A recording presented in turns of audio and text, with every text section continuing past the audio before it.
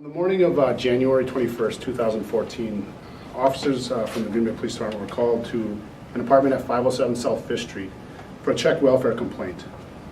Officers received some information from the complainant that they were concerned about the welfare of an April Varigan and her son Damien at that apartment. At approximately 9:36 a.m., officers arrived at that apartment and subsequently made entry into that residence to check the welfare of those two individuals. Upon entering the apartment, officers located two deceased individuals who were later identified and confirmed to be April Varigan and her son Damien Varigan.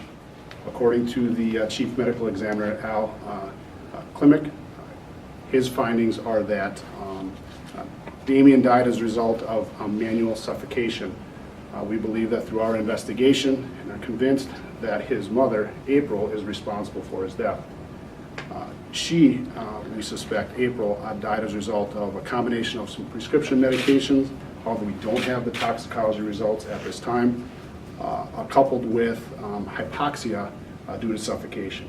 April made some comments about having some difficulty in her life. I think, anything specifically about what those comments were made would be best suited for the family advocate, but the advocate relayed to us that morning some concerns about April's welfare, and that's what prompted our response.